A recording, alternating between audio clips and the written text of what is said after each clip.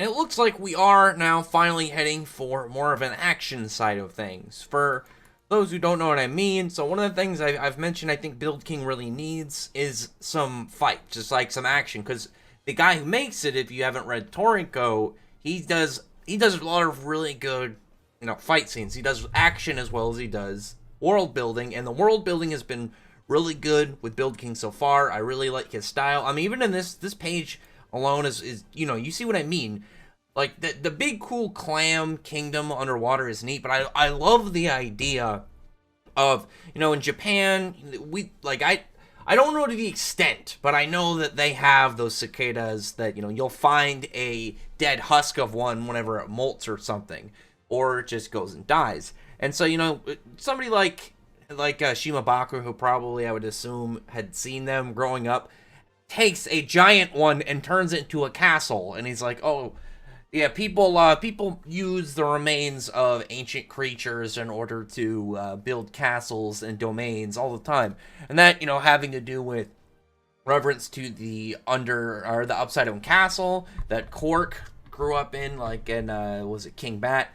I thought that was just really cool in the concept of things, because I mean it just looks really cool in even like manga format, but just the visuals that it would show, like if it had maybe like a good anime or something, just the way that would look from a distance. Because you imagine in somewhere where you have all these massive trees, you have this big dead creature husk turned into a castle. It just sounds badass on all fronts, but also just really cool visually. But outside of that, we do have some really nice opening parts that just looked really cool, but for no reason, just the area that has the elevator down to where they're going has a see-through floor, so you're able to see the city and all these cool pipeways and their buildings. I thought that was just really cool to add in. It gave it such a neat little just opening spark to the chapter. And on top of that, I really like Tonkatchi just being amazed by that, laying down so he could look all around the city and stuff. I thought that was just really funny for him. I've mentioned before, I do think he's genuinely funny. Like, Shimabukuro is pretty good on his comedy, and when you have a character like Tonkatchi who's pretty goofy, and he's really excited to see, the outside world and stuff, but then this other guy comes up and he's like, oh, I hate loud noises, get up, it's tiring just to ignore you. So he's been just pretending Tonkatchi's not there the whole time, and then eventually annoyed to the point where he's like, I gotta tell this dude what's up. And Tonkatchi, being Tonkatchi, goes up and he's like, whispers I'm sorry for being loud, and then the dude's telling him he's too quiet, and he just shouts in his ear so he can hear him again. I thought that was a really nice interaction to start with, because I'm guessing this guy is going to become an ally. Like his design isn't too crazy enough that he's kind of some terrifying assassin guy or something in his backstory, but it also looks like he's relatively the same age as Tonkatchi and Renga, so I'm guessing he's gonna end up joining the crew. But after that point, you have Bar, the dude who attacked Tonkatchi in the previous chapter. He's looking at his fist. It looks like he's in pain. And this other character shows up. This girl, she had a weird name, Poko Michin. I don't know if I'm pronouncing that right, but she's a soother. I'm guessing in their world that's gonna be the healers, the people that can just do whatever their style is.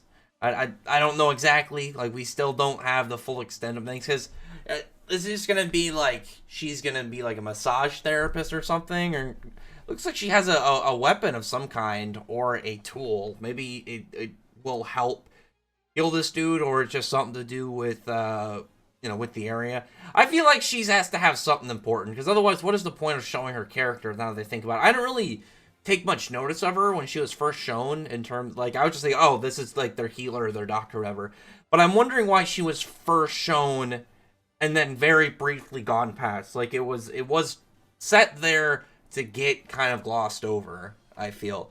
So maybe she's actually a higher up level person, because the fact she was drawn with some form of tool makes me also think that she's somebody, maybe because they're also actually yeah, because they're also have all these other big deal people showing up for the license exam. So this could easily be some higher up person who's maybe just passing by, and maybe she likes to heal and help people. I don't know. I'm actually really curious about this now. Maybe I'm overthinking it, but it just seemed really weird that she just existed on one page very briefly and very, very easy to skim through. But after that point, like they're just, they're kind of just talking about, oh, okay, we're all gonna get numbers, and you're all gonna get assigned a number 4 the next event. And it's funny because people were saying this is kind of like the Hunter x Hunter license exam, and I was still like in concept, yeah, but after they got the numbers, I was like, oh wow, it does have a bit of that vibe, and it would make sense though to have something like this with that many people. So I enjoyed that enough. It also tells us how many people there are. That Tonkatchi's having 96, so there should at least be somewhere around 100. And they come down to this really big, like, tournament platform ground. You have all these other people that are here to see the events. You have Cork there, who, is going to be there to cheer on Tonkatchi and Renga. I wonder what Cork's thing is going to exactly be, because she doesn't have to be a fighter, but I do think that she has to have something important in the series. But also the fact that Renga is part of the the events to get the license, and the fact he does have a vigor weapon, a tool, but they use them as weapons. Like, it's very obvious, like Tonkatchi is, and why wouldn't you want to use these powerful weapons? And everyone else is wielding one of these tools instead of a weapon, so if they're fighters, that would clearly be like their main go-to thing. But I'm curious to know what Renga's thing is going to be, because Renga isn't like, he doesn't have a strong body from what we've seen, but we saw when he pulled out the Vigor Saw that he had some form of speed to him or something. So maybe he'll be like the swordsman or something in the group. I don't really know, just because he's in an odd spot of if he's going to end up becoming stronger, like, as a fighter. Because it's definitely clear that the vigor techniques and the vigor people are going to be, like in Toriko, you have the gourmet food hunters. They're all fighters in their own right. Whereas I would assume, similar to the cooks in the series, that you have like the planners or something, the designers, there's still going to be people who aren't primarily fighters. They're in a profession that isn't primarily about fighting, but they are, a rare exception to the rule that the other characters are. Then you have like just some interactions, some of the other designing people, like, that going to talk to Nana and all of his crew. You have that one dude, I'm trying to remember Gallon, that's the undersea guy with like the weird hat. And that's when we get to this page and talking about these two other like kingdoms that were, they're made in the husk of some form of creature. And then they're also talking about the old house beasts. Like, there's just oddities to them as well. And on top of that, they mentioned that there's like the president of every country is here. You also have the world's largest construction company, the World Construction, and the Build-On's upper 10 guys, the 10 edifices. So you obviously have some big people here viewing and just going to be seeing the main character and, and obviously Renga side by side, and what exactly there is. And it looks like it's going to be good, because I don't know exactly how this is all going to play out, but I do assume there's going to be some form of combat aspect to it. Maybe the first event, considering there's like over, I would assume, 100 people, or at cap 90. Actually, no. I think Renga is 97 and Tonkatchi is 96. Is he? I'm looking at his shirt near the end, and it looks like it's 97, but it might be 95. Either way, when you have a number that high up there, you're gonna have to have like dwindled down some people before you get to whoever the strong people are. So they have this whole game set up. They said hammer. He's like, oh, can you guys hammer a nail? And then bam, Smith introduces all the, like, he's saying, oh, we're gonna do whack-a-mole, and then he introduces all of these nail moles behind him, these weird looking little creatures. So I would assume that Tonkatchi is going to be on his A game for this, because it's a whack-a-mole and he's got a hammer. Like, Tonkatchi, out of everybody there, is the most prepared, and he needs to show it in this next chapter. But like I said, I'm guessing it'll kind of dwindle down to who the upper characters in this tournament are going to be, because it has literally a tournament display ground or some form of like big Coliseum show platform.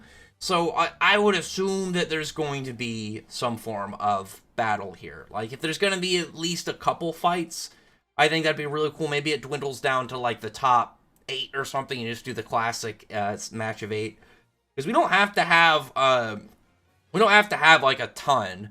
I do think either 8 or 16 is probably the best one, but I think there just needs to be, like, in this opening part, a primary enemy, like whoever Tonkaichi's person he has to beat is, assuming it ends up coming down to, like, a battle. But at least give him a really cool, like, character moment. He needs to have something that shows off, like, again, that he's strong, that he's got a lot of potential, and to get these other guys impressed with him. Because if this is going to come down just the best people, obviously Renga and Tonkaichi should be at least a good enough show. They don't have to get like, oh, they're the most amazing. But, them having been trained by Shovel, we know that, these are the main 2 characters we're going to have in the series, like 2 out of 3. I assume Cork is going to stay with them. But in front of all these big deal people, this has to be a really good scene. And, like, I really am hoping it doesn't end embarrassingly for Tonkaichi, because I do want to see Tonkaichi at least get to have, like, a good flex here. Something that some people can look at and be like, this kid's got potential. You know what I mean? But Renga as well, because his is going to be a little bit weird just because of the fact that Tonkaichi can fight, and when we saw Bar doesn't seem like he's going to be that powerful, like, I'm assuming in comparison to all these other people. I don't think we have many of their names except for what was this guy's name that was introduced that Tonkaichi was talking to? I don't know if they said his name. The dude with the bandana. Oh, wait, no, they said it in the last chapter. What was it? It was LD Wonder or something weird. I'm scrolling down. I gotta find the dude's name. What the guy's name was? Oh yeah, Ella Woder or something. Ellie Woder. That guy's probably gonna be one of the upper people, but I assume outside of most of them, like, probably just the ones that are highlighted, maybe the dude with the mask is going to be one of the big deals of the tournament. I don't know. Keep the mask, make him a little secret. Or the guy with the weird bandana draped haired look. Because that guy does look cool, and it would make sense if he was maybe, like, the main opponent of this competition for Tonkaichi, given that he was highlighted, but he was the only one that was drawn away, not facing the main character and stuff. So I'm looking forward to that. I'm hoping this chapter... the next couple chapters, rather, end up really having some more intense scenes. And like I said, showing off some action, because that is one thing that the author excels on, and I think the series would need it, just, help build a little bit more hype around it, get more people up and going on it. Because everyone that I've got to read it, at least, the world building is pretty good, the art is solid, and a lot of people have, for the most part, liked Tonkaichi's personality, giving off very kind of classic shonen vibes. A lot of similar vibes to, like, Kid Goku is like one of the bigger things that I hear about him. But they're not this, like, they're different enough they all feel like a completely different character. But anyway, other than that, though, I do really like the, I do really like this chapter. I think this was pretty hyped, pretty nicely built up. But I'm really hoping the next chapter gets into some really cool scenes. Like, I'm a little impatient on it, but I do think we need to get to some of these cool moments. Just kind of like seeing other characters. Maybe they'll have like a scene where it's like next chapter, hey, there's X amount of these nail guys, of these nail moles, and we're only taking somebody if they're able to land a hit, and we can see how Tonkaichi goes about it. And then starts setting up, okay, now we're going to have a tournament of 16, and then we're going to, have Tonkaichi get in a couple fights. Hopefully. Anyway, other than that, though, comment below. Tell me your thoughts about this chapter. I do really like Build King. I think it's a lot of fun, and I am hoping that it survives the acts and keeps going. If it doesn't, it'll be really sad. I would hope that Shimabukuro, wouldn't let him get to it and would try again. But I genuinely do like Build King. I think it is pretty fun. Anyway, other than that, though, comment below. Thumbs up the video, befriend the like button, subscribe button, and check out my other videos. Further than that, I appreciate everybody's already subscribed. Thank you all for listening. Bye.